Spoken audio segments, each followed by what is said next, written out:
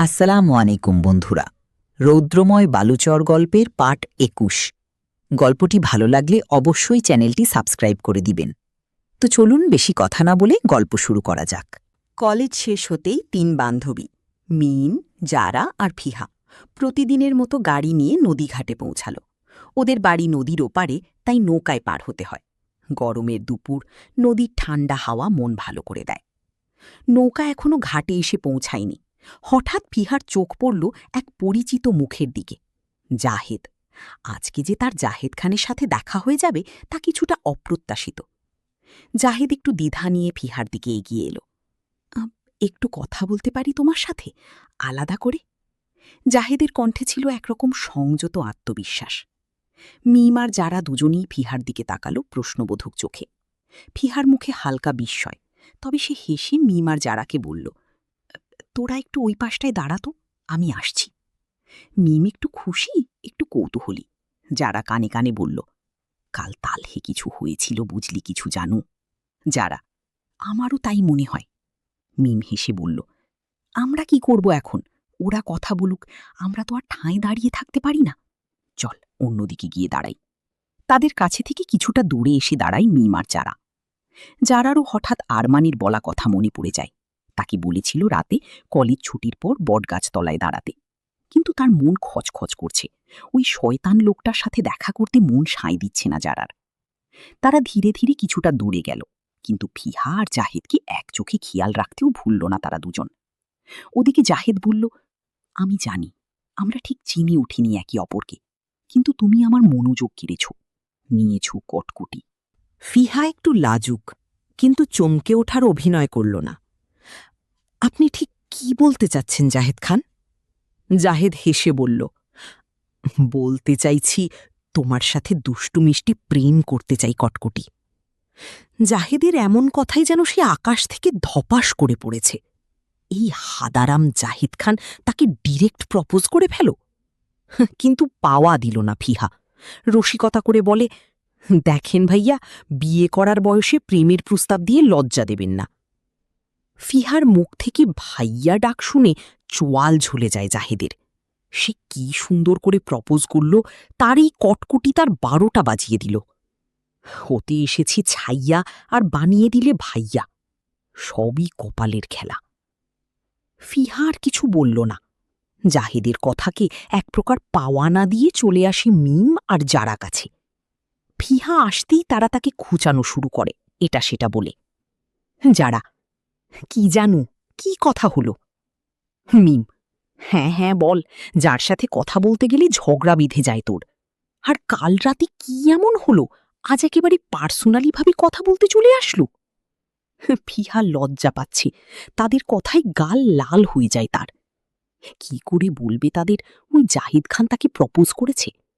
তার তো লজ্জা করে নাকি? তাই কথা ঘোরাতে বলে, এখন বাড়ি চল, রাতে ফোনে বলবো সবটা তোদের। কি রে, লজ্জা পাচ্ছিস মনে হচ্ছে, বলল যারা। হ্যাঁ দেখ, আবার কেমন কথা ঘোরাচ্ছে এই ছিমড়ি, বলল মিম। এখন এই নিয়ে বিরক্ত করলে সত্যি আর বলবো না, কিন্তু চল এখন বাড়ি। কিছুটা রাগ ও লজ্জা মিশ্রিত কণ্ঠে বলে ফিহা। আচ্ছা, রাগ করিস না, জাহেদ ভাইয়ার কটকটি, দাঁত কিলিয়ে বলে মিম। মিমের দিকে চোখ পাকিয়ে তাকায় ফিহা। আচ্ছা আচ্ছা চল, আর বলবো না এসব। মিম। যারা কিছু একটা ভাবে, মিম আর ফিহাকে বলে, তোরা দুজন চলে যা, আমি আরও পরে যাব। মিম যারার কথায় অবাক হয়ে বলে, তুই আবার পরে কেন যাবি? এখানে কি কাজ আছে তোর? ফিহাও এবার সুযোগ বোঝে, যারার মজা উড়িয়ে বলে, আরে বুঝলি না তুই, গুড নাইট গুড নাইট বলেছে বটগাছতলায় দাঁড়াতে, তাই তো পরে যাবে। ও আচ্ছা, আমি তো ভুলেই গিয়েছিলাম।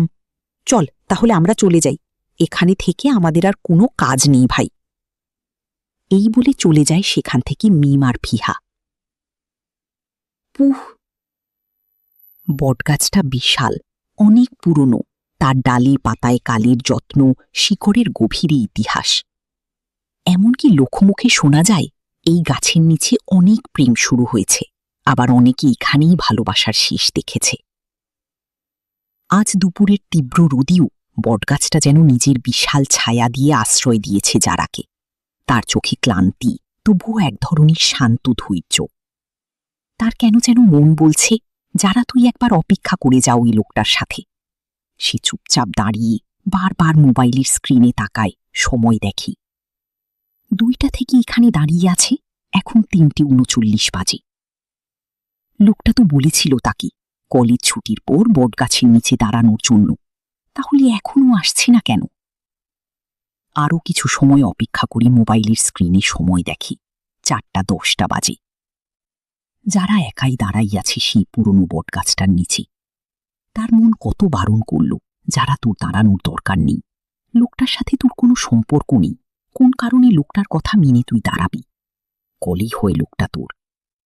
কিন্তু যারা মনকে শক্ত করে নিজেই বুঝি, নেই হয়তো আমার অপেক্ষা করা প্রয়োজন। মনের কথা না শুনে অপেক্ষা করছে আরমানের জন্য। ঘড়ির কাঁটা যেন আজ শুধু যারার জন্যই চলে।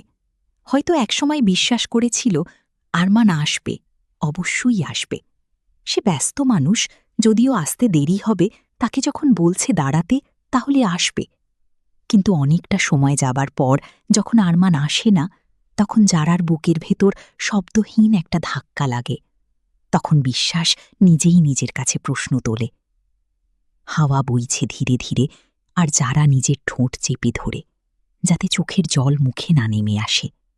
সে চুপচাপ উঠে দাঁড়ায়, অপেক্ষা থেকে হাঁটা ধরে বাড়ির দিকে ফিরে আসে। আর হেঁটে যেতে যেতে ভাবে, আরমানের বলা কথা, তোমার সাথে কথা আছে, অপেক্ষা করবে আমার জন্য। এই কথা আছে শব্দটা যারার মনে গেঁথে গিয়েছিল। হয়তো এটুকু ভরসাই মানুষকে অনেকখানি নরম করে দেয়। আরমান না আসায় যারার অনেক কষ্ট হচ্ছে। কেন কষ্ট হচ্ছে তা সে জানে না। আগে কখনো তার সাথে এমনটা হয়নি। চোখের কোণে এসে অশ্রু হোজায় যারার। মনে মনে ভাবে, আমি তো আর ইচ্ছে করে অপেক্ষা করতে চাইনি। ওই শয়তান লোকটার কথা মতো এসেছিলাম আমি। আমাকে অপেক্ষায় রেখে ওই শয়তান লোকটা আসলো না। আর কখনো ওই লোকটার কথা শুনব না আমি। কথাও বলবো না আর ওই শয়তান লোকটার সাথে, ফোনও ধরব না। যারার অজানা এক অভিমান জন্ম হলো আরমানের প্রতি। আবার ভাবি, লোকটা কি যার সাথে সে অভিমান করবে? লোকটা তো তার কেউ হয় না। অভিমান করে লাভ কি তার? এমন হাজারটা ভাবনা মাথায় নিয়ে বাড়ি চলে আসে যারা। শরীর ক্লান্ত, মন ভালো না, সব মিলিয়ে মাথাটা চিনচিন ব্যথা করছে। এই ব্যথা দীর্ঘস্থায়ী হতে দেওয়া যাবে না। একটা লম্বা গোসল দরকার ক্লান্তি দূর করার জন্য, তাই গোসল করার জন্য চলে যায়। ফ্রেশ হয়ে এসে ড্রয়িং রুমে বসে, কিন্তু আজ আর টিভি অন করল না।